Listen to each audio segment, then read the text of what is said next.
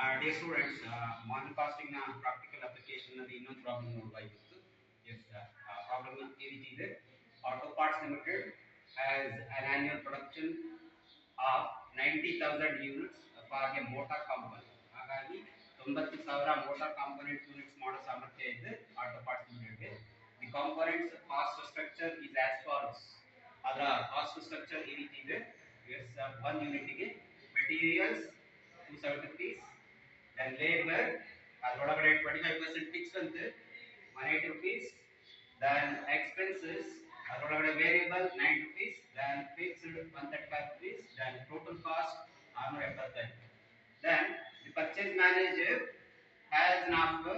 ಹಾಗಾಗಿ ಆ ಕಂಪನಿಯ purchase manager ಗೆ ಒಂದು ಆಫರ್ ಇದೆ. ಏನು ಅಂದ್ರೆ as an offer from a supplier, ಯಾರೋ ಒಬ್ಬ ಸಪ್ಲೈಯರ್ ಇದ್ದ who is willing to supply the component at 540 rupees. ಹಾಗಾಗಿ 540 ರೂಪಾಯಿ ನಾನು ಸಪ್ಲೈ ಮಾಡ್ತೀನಿ ಅಂತ ಒಬ್ಬ ಸಪ್ಲೈಯರ್ ಹೇಳ್ತಾ ಇದ್ದಾನೆ.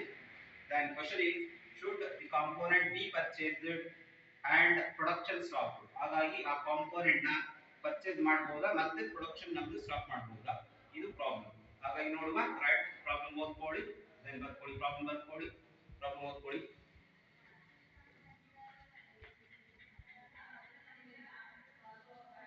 ಪ್ರಾಬ್ಲಮ್ ಓದ್ಕೊಳ್ಳಿ, ಹಾಗೆ ಬರ್ಕೊಂಡು ಪ್ರಾಬ್ಲಮ್ ಬರ್ಕೊಳ್ಳಿ. ಎಸ್ ನೋಡ್ಕೊಳ್ಳಿ, ಇನ್ನೊಮ್ಮೆ ಪ್ರಾಬ್ಲಮ್ ನೋಡ್ಕೊಳ್ಳಿ. ಇಲ್ಲಿ ಲೇಬರ್ ಇದೆ, ಆ labour total cost labour 180, but ಅದರಲ್ಲಿ 25% ಫಿಕ್ಸ್ ಇದೆ, ಇದೊಂದು ಗೊತ್ತಿರಲಿ. ರೈಟ್, ಪ್ರಾಬ್ಲಮ್ ನೋಡ್ಕೊಳ್ಳಿ, ಆನ್ಸರ್ ಪ್ರಾಬ್ಲಮ್ ನೋಡ್ಕೊಳ್ಳಿ. ಎಸ್ ಆನ್ಸರ್ ನೋಡೋಣ, ಆನ್ಸರ್ ನೋಡುವ. ಎಸ್ ಆನ್ಸರ್ ನೋಡುವ. ಹಾಗಾಗಿ ಎಸ್ ಕ್ವಶನ್ ಇದ್ದದ್ದು ಏನು ಅಂದ್ರೆ, ನಾವೇ ಮ್ಯಾನುಫ್ಯಾಕ್ಚರ್ ಮಾಡೋದ ಅಂದ್ರೆ ಮ್ಯಾನುಫ್ಯಾಕ್ಚರ್ ಕಂಟಿನ್ಯೂ ಮಾಡೋದ, ಪ್ರೊಡಕ್ಷನ್ ಸ್ಟಾಪ್ ಮಾಡಿ, ಅಥವಾ ಕಾಂಪೋನೆಂಟ್ ನ ದೆನ್ ಏನ್ ಸಪ್ಲೈಯರ್ ಆಫರ್ ಮಾಡಿದ್ದ ಅದನ್ನ ಪರ್ಚೇಸ್ ಮಾಡೋದು. ಸೊ ಇದು ಪ್ರಾಬ್ಲಮ್. ಹಾಗಾಗಿ ಅವನು ಸಪ್ಲೈಯರ್ ಹೇಳಿದ್ದು ಏನು ಅಂದ್ರೆ 540 ರೂಪಾಯಿನ ನಾನು ಸಪ್ಲೈ ಮಾಡಿರ್ತೀನಿ ಅಂತ ಹೇಳಿದ್ದ. ಹಾಗಾಗಿ ಬರ್ಕೊಳ್ಳಿ. Then is cost of manufacture of component, ನಾವೇ ಮ್ಯಾನುಫ್ಯಾಕ್ಚರ್ ಮಾಡಿದ್ರೆ ಏನಾಗ್ತದೆ, ದೆನ್ ಪರ್ಚೇಸ್ ಆಫ್ ಕಾಂಪೋನೆಂಟ್, ಹೊರಗಡೆಯಿಂದ ಪರ್ಚೇಸ್ ಮಾಡಿದ್ರೆ ಏನಾಗ್ತದೆ. ದೆನ್ ಆಮೇಲೆ ಇನ್ನೊಂದು ಕೇಸ್ ಏನಂದ್ರೆ ಫಿಕ್ಸ್ಡ್ ಕಾಸ್ಟ್ ಕಾನ್ಸ್ಟೆಂಟ್ ಇರ್ತದೆ. ಆ ಫಿಕ್ಸ್ಡ್ ಕಾಸ್ಟ್ ಮತ್ತೆ ಇಗ್ನೋರ್ ಮಾಡ್ತೀವಿ ಮಾರ್ಕೆಟ್ ಕಾಸ್ಟಿಂಗ್ ಅಲ್ಲಿ. ದೆನ್ ಹಾಗಾಗಿ ತಗೊಳ್ಳೋದು ವೇರಿಯಬಲ್ ಕಾಸ್ಟ್ ಅಷ್ಟೇ ಲೆಕ್ಕ ಹಾಕೊಳ್ಳೋದು. ದೆನ್ ನೋಡುವ ಏನಾಗ್ತದೆ. ದೆನ್ ಪರ್ ಯೂನಿಟ್ ಸರ್, ಹಾಗಾಗಿ ಪರ್ ಯೂನಿಟ್ ಏನಾಗಿದೆ ಅಂದ್ರೆ ಎಸ್ 270 rupees. 270 rupees ಯಾವುದು ಬಂದಿದ್ದು, ದೆನ್ ಮೆಟೀರಿಯಲ್ ಕಾಸ್ಟ್, ಇದು material cost. Then labour cost, labour cost ಏನಿದೆ, ದೆನ್ 25% ಫಿಕ್ಸ್ ಅಂತ ಹೇಳಿದ್ರು 180 ರಲ್ಲಿ. ಹಾಗಾಗಿ ದೆನ್ 75% ಏನಾಗುತ್ತೆ, ವೇರಿಯಬಲ್ ಆಗುತ್ತೆ. ಹಾಗಾಗಿ 75% ವೇರಿಯಬಲ್ ನ ಕನ್ಸಿಡರ್ ಮಾಡಿ. ಸೊ 180 ರ 75% 135.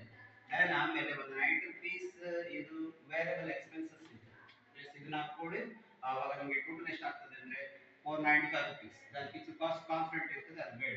ದೆನ್ ಹಾಗಾಗಿ ನಾನೇ ಮ್ಯಾನುಫ್ಯಾಕ್ಚರ್ ಮಾಡಿದ್ರೆ 1 ಯೂನಿಟ್ಗೆ ನಾನು ಇನ್ಕರ್ ಆಗೋದು 495 ರೂಪಾಯಿ. ದೆನ್ ಆಮೇಲೆ ನಾನೇನಾದ್ರು ಒಬ್ಬ ಏನು ಸಪ್ಲೈಯರ್ ಆಫರ್ ಮಾಡಿದ್ದಾನೆ ಅವನಿಂದ ಕೊಂಡ್ಕೊಂಡ್ರೆ 540 ರೂಪಾಯಿ. ದೆನ್ ನನಗೆ ಬೇಕಾಗಿದ್ದು ಎಷ್ಟು ಅಂದ್ರೆ 90,000 ಯೂನಿಟ್ಸ್. ಆ 90,000 ಯೂನಿಟ್ಸ್ ನಾನೇ ಮ್ಯಾನುಫ್ಯಾಕ್ಚರ್ ಮಾಡಿದ್ರೆ ದೆನ್ 90,000 into 495, ಹಾಗಾಗಿ 4,45,50,000 ರೂಪಾಯಿ ಆಗ್ತದೆ. ಇದು ನಾನೇ ಮ್ಯಾನುಫ್ಯಾಕ್ಚರ್ ಮಾಡಿದ್ರೆ. ಈಗ ಹೊರಗಡೆಯಿಂದ ಕೊಂಡ್ಕೊಂಡ್ರೆ 90,000, ದೆನ್ ನಾನು ಆಫರ್ ಮಾಡ್ತಾ ಇರೋದು 540 rupees ನಲ್ಲಿ. ಹಾಗಾಗಿ 4,86,00,000 ರೂಪಾಯಿ ಆಗ್ತದೆ.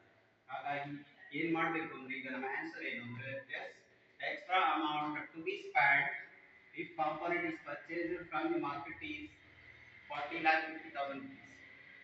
ಹಾಗಾಗಿ ನಾನು ಹೊರಗಡೆ ಏನು ಸಪ್ಲೈಯರ್ ಆಫರ್ ಮಾಡಿದ್ದಾನೆ ಅವನಿಂದ ನಾನು ಏನು 90,000 ಯೂನಿಟ್ಸ್ ನಾನು ಕೊಂಡ್ಕೊಳ್ಳೋದಾದ್ರೆ ನನಗೆ ಎಕ್ಸ್ಟ್ರಾ ಖರ್ಚು 40,50,000 ರೂಪಾಯಿ ಬೀಳ್ತದೆ. ಹೇಗೆ ಅಂದ್ರೆ ಎಸ್ 4,86 lakhs ಅವನು ಆಫರ್ ಮಾಡ್ತಾ ಇದ್ದ ನನಗೆ, ದೆನ್ ಒಂದ್ ವೇಳೆ ನಾನೇ ಮ್ಯಾನುಫ್ಯಾಕ್ಚರ್ ಮಾಡಿ ನನಗೆ ಬೀಳುವಂಥದ್ದು 4,40 lakhs. ಹಾಗಾಗಿ ದೆನ್ 40,50,000 ಎಕ್ಸ್ಟ್ರಾ ಖರ್ಚು ಬೀಳ್ತಾ ಇದೆ. ದೆನ್ ಹಾಗಾಗಿ therefore the company should not, ನನ್ನ ಆನ್ಸರ್ ಏನಂದ್ರೆ the company should not purchase the component from the market. ಹಾಗಾಗಿ ಮಾರ್ಕೆಟ್ ಇಂದ ಇದನ್ನ ಪರ್ಚೇಸ್ ಮಾಡೋದು ಬೇಡ. and also not stop the production of the component. ಹಾಗಾಗಿ ಪ್ರೊಡಕ್ಷನ್ ನ ಸ್ಟಾಪ್ ಮಾಡೋದು ಬೇಡ, ನಾವೇ ಕಂಟಿನ್ಯೂ ಮಾಡಬೇಕು. ಸೊ ಇದು ಹಾಗಾಗಿ ನೆಕ್ಸ್ಟ್ ಕ್ಲಾಸ್ ಅಲ್ಲಿ ಸಿಗುವ ಪ್ರಾಕ್ಟಿಕಲ್ ಅಪ್ಲಿಕೇಶನ್ ಒಂದ್ಸಲ ನೋಡ್ಕೊಂಡ್ಬಿಡಿ, ಇದನ್ನ ಒಂದ್ಸಲ